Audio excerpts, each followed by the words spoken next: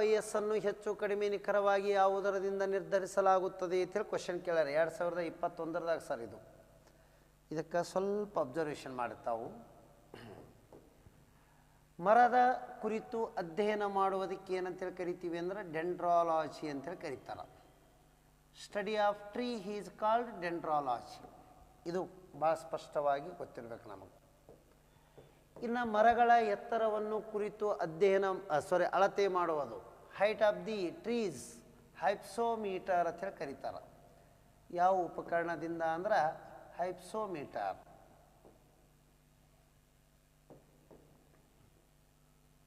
ಹೈಪ್ಸೋಮೀಟರದಿಂದ ಅಳೆಯುವರು.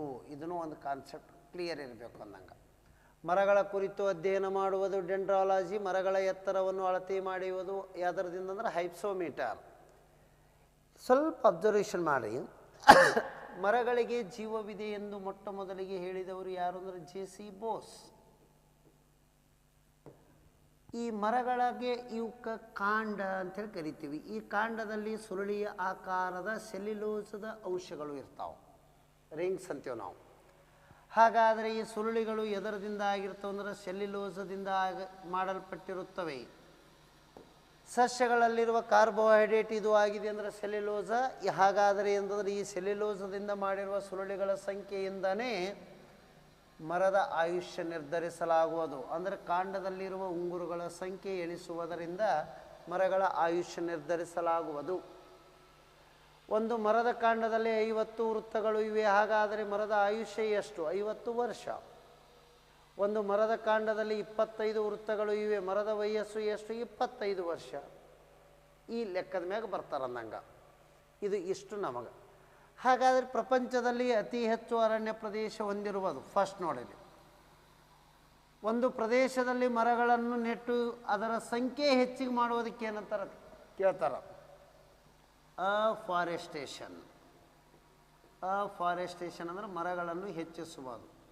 ಇರುವ ಮರಗಳನ್ನು ಕಡಿಯುವುದು ಡಿಫಾರೆಸ್ಟೇಷನ್.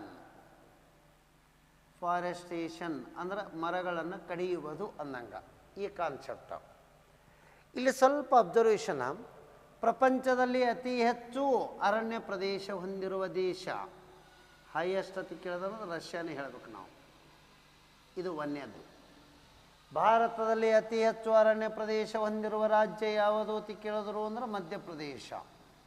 ಭಾರತದಲ್ಲಿ ಕಡಿಮೆ ಅರಣ್ಯ ಪ್ರದೇಶ ಹೊಂದಿರುವ ರಾಜ್ಯ ಹರಿಯಾಣ. ಕರ್ನಾಟಕದಲ್ಲಿ ಹೆಚ್ಚು ಅರಣ್ಯ ಪ್ರದೇಶ ಉತ್ತರ ಕನ್ನಡ. ಕರ್ನಾಟಕದಲ್ಲಿ ಕಡಿಮೆ ಅರಣ್ಯ ಪ್ರದೇಶ ವಿಜಯಪುರ. ಹಾಗಾದರೆ ಅರಣ್ಯ ಪ್ರದೇಶ ಶೇಕಡ ಎಷ್ಟಿದ್ರೆ ಮಾಲಿನ್ಯತೆ ಉಂಟಾಗುವುದಿಲ್ಲ ಅಂತ ಕೇಳ್ತಾರೆ? 33.33% of the total geographical area. ಒಟ್ಟು ಭೌಗೋಳಿಕ ವಿಸ್ತೀರ್ಣದಲ್ಲಿ ಶೇಕಡ 33.33% ಅರಣ್ಯ ಪ್ರದೇಶ ಇದ್ದರೆ ಆ ಪ್ರದೇಶದೊಳಗೆ ಮಾಲಿನ್ಯತೆ ಇರುವುದಿಲ್ಲ. ಅಂದರೆ ಮಾಲಿನ್ಯತೆ ಕಂಟ್ರೋಲ್ ಮಾಡೋಕ್ಕೆ ಎಷ್ಟು ಪ್ರದೇಶ ಅರಣ್ಯ ಇರಬೇಕು. ನೆಕ್ಸ್ಟ್, ಭಾರತದಲ್ಲಿ ಸೆಣಬು ಕೃಷಿಯು ಈ ಕೆಳಗಿನ ಯಾವ ನದಿಗಳ ಪ್ರದೇಶದಲ್ಲಿ ಬೆಳೆಯುತ್ತಾರೆ? ಗಂಗಾ ನದಿ ಬಯಲಿನಲ್ಲಿ ಪ್ರಮುಖವಾಗಿ ಬೆಳೆಯುತ್ತಾರೆ. ಫಸ್ಟ್ ಸೆಣಬು ಯಾವ ಭಾಗದಿಂದ ಪಡೆಯುತ್ತಾರೆ? ಸೆಣಬಿಗೆ ಏನಂತೀವಿ ಅಂದರೆ ಜೂಟ್. ಹಾಗಾದರೆ ಸೆಣಬನ್ನು ಯಾವ ಭಾಗದಿಂದ ಪಡೆಯಲಾಗುತ್ತದೆ? ಕಾಂಡ. ಸೆಣಬಿನ ಉತ್ಪಾದನೆಗೆ ಏನೆಂದು ಕರೆಯುತ್ತಾರೆ ಅಂದರೆ ಚಿನ್ನದ ನಾರು ಎಳೆ ಎಂದು ಕರೆಯುತ್ತಾರೆ. ಗೋಲ್ಡನ್ ಫೈಬರ್ ರೆವಲ್ಯೂಷನ್, ಚಿನ್ನದ ನಾರು ಎಳೆ. ಏನ್ರಿ? ಇನ್ನು ಭಾರತದಲ್ಲಿ ಮೊದಲ ಸೆಣಬಿನ ಕಾರ್ಖಾನೆ ಎಲ್ಲಿ ಸ್ಥಾಪನೆಯಾಯಿತು ಅಂದರೆ ರಿಶ್ರಾ. 1882 ರಿಶ್ರಾದಲ್ಲಿ ಮೊದಲ ಏನಂದ್ರೆ ಪಶ್ಚಿಮ ಬಂಗಾಳದ ರಿಶ್ರಾದಲ್ಲಿ ಸ್ಥಾಪನೆ. ಸೆಣಬನ್ನು ಆ ಗಿಡದ ಯಾವ ಭಾಗದಿಂದ ಪಡೆಯುತ್ತೇವೆ? ಕಾಂಡ. ಭಾರತದಲ್ಲಿ ಅತಿ ಹೆಚ್ಚು ಸೆಣಬು ಬೆಳೆಯುವ ರಾಜ್ಯಗಳು: 1 ಪಶ್ಚಿಮ ಬಂಗಾಳ, 2ನೇದು ಬಿಹಾರ್. ಬಾಂಗ್ಲಾದೇಶ ಇದಕ್ಕೆ ಪ್ರಸಿದ್ಧಿಯಾಗಿದೆ, ಸೆಣಬಿಗೆ ಪ್ರಸಿದ್ಧಿಯಾಗಿದೆ. ಇದು ಎಷ್ಟು ಅದಕ್ಕೆ ಕಾನ್ಸೆಪ್ಟ್. ಈ ಕೆಳಗಿನ ಯಾವ ವಸ್ತು ಒಣಗಿದ ನಂತರ ನಿರುಪಯುಕ್ತವಾಗುತ್ತದೆ? ಸೆಣಬು. ಹಸಿ ಇದ್ದಕ್ರೆ ನೆನೆಯಿಟ್ಟು ಬಡ್ಕೊಂಡ್ರೆ ಅದು ನಾರು ಸಿಗ್ತದೆ, ಫೈಬರ್. ಅದು ಒಣಗದ ಬಳಕ ನೆನೆಯಿಟ್ರೆ ಏನೂ ಸಿಗಲ್ಲ. ಅಂದರೆ ಇದರ ಅರ್ಥ ಒಣಗದ ಬಳಕ ಇದು ವೇಸ್ಟ್ ಆಗ್ತದೆ ಅಂದಂಗ್ರಿ. ಈ ಕ್ವಶನ್ SSCಗೆ ಕೇಳಿದ್ದು.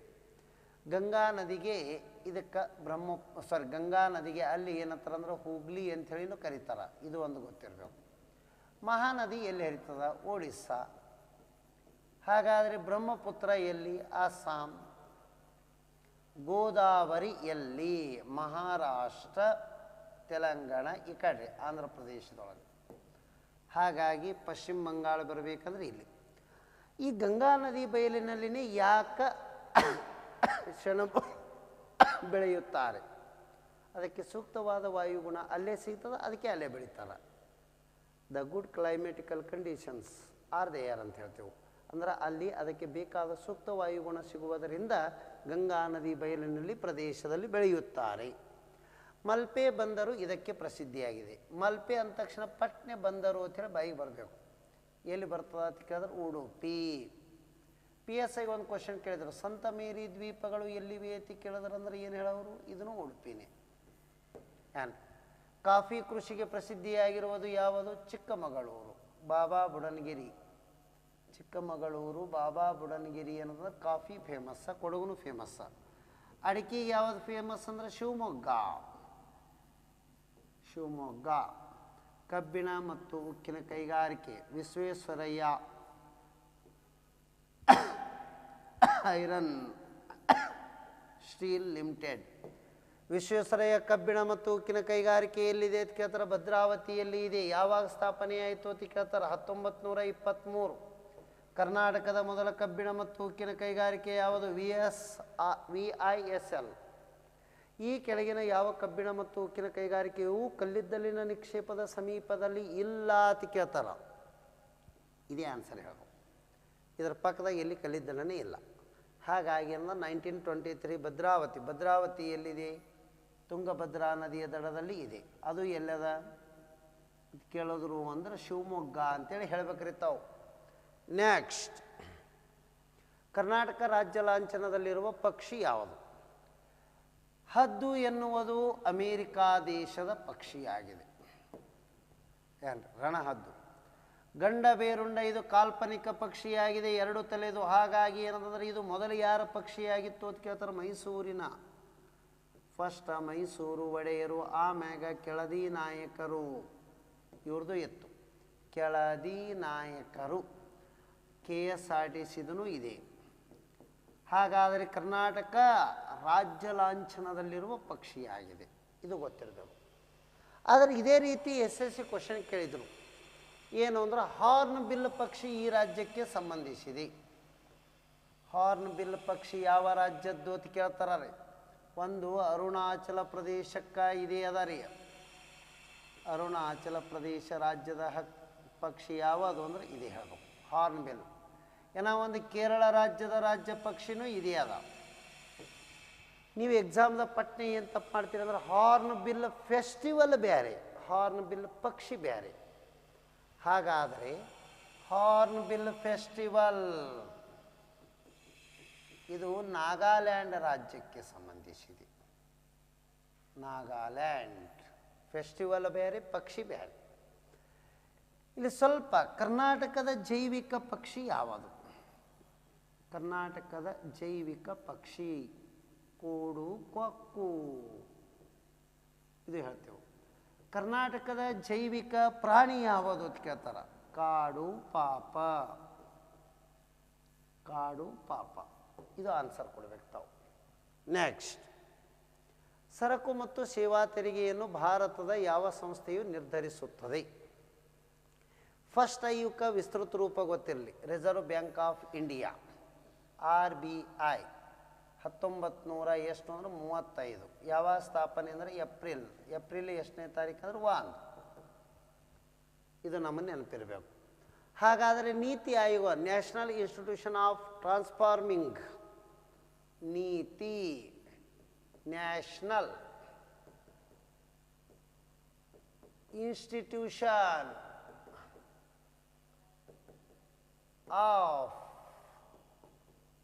Transforming India. ಇಷ್ಟೇ ಹೇಳಿದ್ರೆ FD ಆಗ್ತೈತ್ರಿ. ವಿಸ್ತೃತ ರೂಪ ಕೇಳಿದ್ದೀನಿ FD ಅಕ್ಕ. ಹಾಗಾದರೆ ಇದು ಏನದಂದ್ರೆ ನೀತಿ ಆಯೋಗ ಇದು ಸ್ಥಾಪನೆ ಆಗ್ಯದ. ಇನ್ನು GST ಮಂಡಳಿ, goods and services council. Goods and service council ಇದು ಹೇಳ್ತೇವೆ ನಾವು. ಇದಕ್ಕೆ ಯಾರು ಚೇರ್ಮನ್ ಇರ್ತಾರ ಕೇಳ್ತಾರ. ಪರಿಷತ್ತು ಅಥವಾ ಮಂಡಳಿಗೆ ಭಾರತದ ಹಣಕಾಸು ಮಂತ್ರಿಗಳು ಇದರ ಚೇರ್ಮನ್ನರು, ಹಣಕಾಸು ಮಂತ್ರಿ. ಹಾಗಾದರೆ ಏನದಂದ್ರೆ ಜಿ ಎಸ್ ಟಿ ಇದು ಎಂಥ ಟ್ಯಾಕ್ಸ? Indirect tax. ಇಂಡೈರೆಕ್ಟ್ ಅಂದ್ರೆ ಪರೋಕ್ಷ ತೆರಿಗೆಯಾಗಿದೆ. ನಾವು ಏನಾದ್ರು ವಸ್ತುಗಳು ತೊಗೊಂಡು ಬಳಕ ವಸ್ತುವಿನ ಮೇಲೆ ಟ್ಯಾಕ್ಸ್ ಕೊಟ್ಟಿರ್ತೇವೆ, ಅದಕ್ಕೆ ಪರೋಕ್ಷ ತೆರಿಗೆಯಾಗಿದೆ. ಒಂದು ಪೆನ್ ತೊಗೊಂಡಿವಿ, ಈ ಪೆನ್ನಿನ ಮ್ಯಾಗೂ ಟ್ಯಾಕ್ಸ್ ಕಟ್ಟಿರ್ತೀವಿ ಗೊತ್ತಿರಲಾರ್ದೆ. 10 ರೂಪಾಯಿ ಪೆನ್ನ, 2 ರೂಪಾಯಿ ಟ್ಯಾಕ್ಸ, 12 ರೂಪಾಯಿ ಆಗಿರ್ತಲ್ಲ, ಇದು ಪರೋಕ್ಷ ತೆರಿಗೆ ಆಗ್ತದೆ. ನೆಕ್ಸ್ಟ್ ಅಂದರೆ ಇದರ ಅರ್ಥ ಏನಂದ್ರೆ ಜಿ ಎಸ್ ಟಿ ಮಂಡಳಿ ಏನು ಮಾಡ್ತದೆ ಅಂದ್ರೆ ಭಾರತದಲ್ಲಿ ಅಂದರೆ ಜಿ ಎಸ್ ಟಿಯನ್ನು ನಿರ್ಧಾರ ಮಾಡ್ತದೆ. ಇವುಗಳಲ್ಲಿ ಯಾವುದು ನಿಜವಾಗಿದೆ? ಬೌದ್ಧ ಧರ್ಮದ ಸ್ಥಾಪಕರು ಯಾರು? Gautama Buddha. Light off Asia ಅಂಥೇಳಿ ಕರೀತಾರೆ ಅವ್ರಿಗೆ. ಲೈಟ್ ಆಫ್ ಏಷ್ಯಾ ಇದು ನಾವು ಹೇಳೋದು. ಹಾಗಾದರೆ ಜೈನ ಧರ್ಮದಲ್ಲಿ ಎಷ್ಟು ಜನ ತೀರ್ಥಂಕರು ಬರ್ತಾರೆ? 24. ಇದು ಕರೆಕ್ಟ್. ಹಾಗಾದರೆ 1ನೇ ತೀರ್ಥಂಕರ ಯಾರು? ಋಷಭನಾಥ. ಋಷಭನಾಥ. ಇವನಿಗೆ ಇನ್ನೊಂದು ಹೆಸರು ಏನು? ಆದಿನಾಥ. ಎಲ್ಲಿ ಇದ್ರು ಇವರು? ಅಯೋಧ್ಯ. ಅಯೋಧ್ಯನೇ ಈಗೆಲ್ಲದ ಉತ್ತರ ಪ್ರದೇಶ. ಯಾವ ನದಿಯ ದಡದಲ್ಲಿ ಅದರಿ? ಶರಾಯು ನದಿಯ ದಡದಲ್ಲಿ ಇದೆ. ಎಷ್ಟು? ಹಾಗಾದರೆ ವೃಷಭನಾಥನಿಗೆ 2 ಜನ ಪತ್ನಿಯರು, ಸುನಂದ ಮತ್ತು ಸುಮಂಗಲ.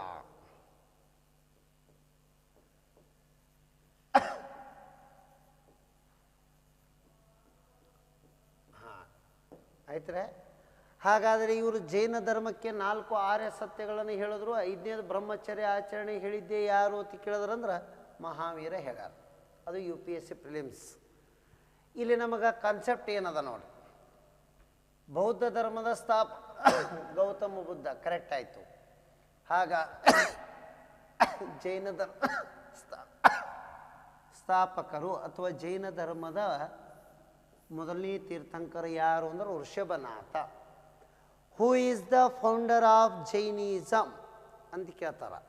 ಹಾಗಾಗಿ ನಾವು ಆ್ಯಕ್ಚುಲಿ ಅನ್ನೋದು ಇವನ ಹೆಸರೇ ಹೇಳ್ಬೇಕು. ಇವರು 24 ಏನದಂದ್ರೆ ತೀರ್ಥಂಕರಲ್ಲಿ ಒಬ್ಬರು.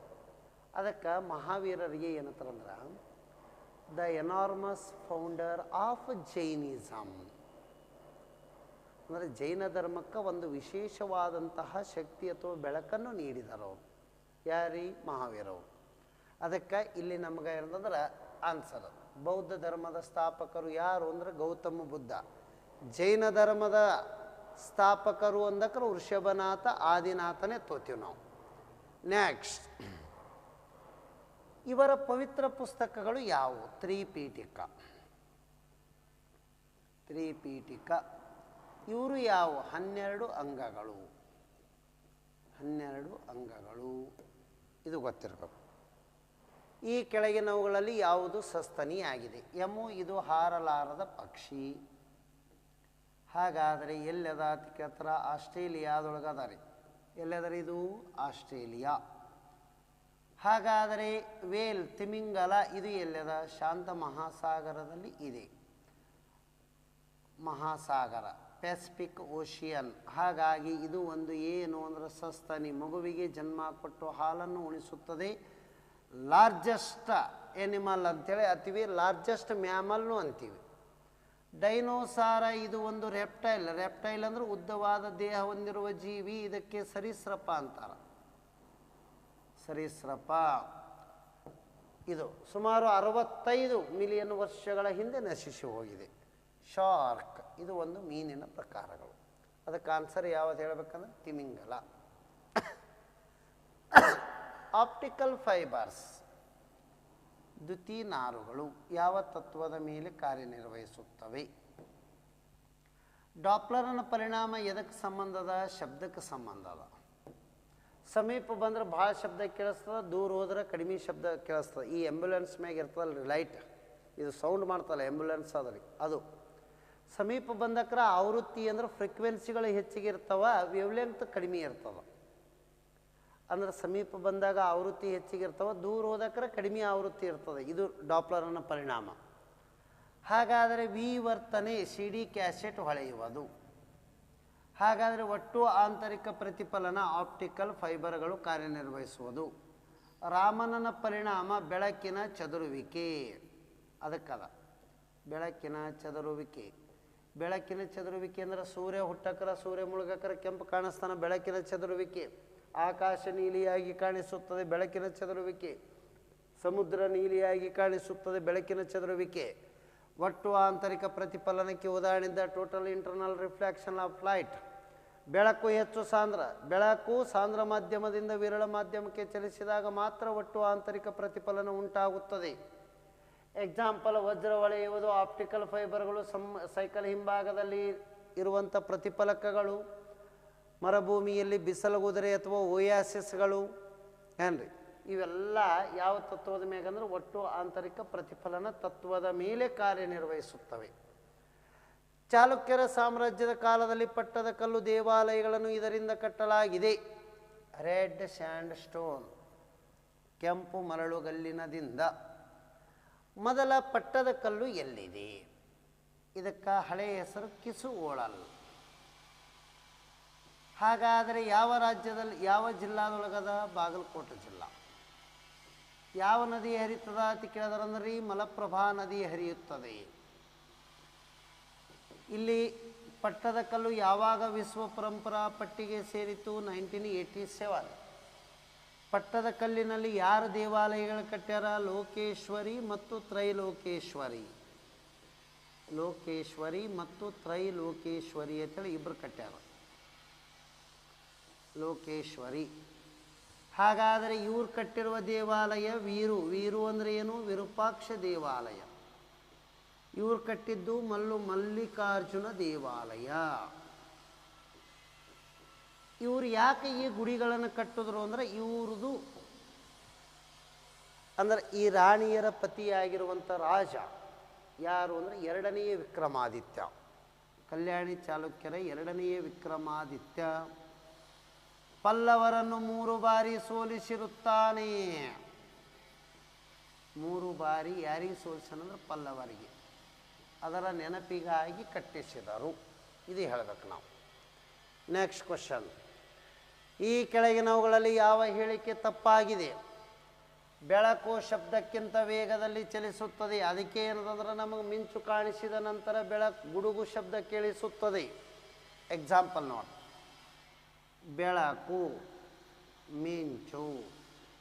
ಹಾಗಾದರೆ ಗುಡುಗು ಶಬ್ದ. ಗುಡುಗು ಇದು ಒಂದು ಏನ್ರಿದು? ಶಬ್ದ, ಸೌಂಡ್.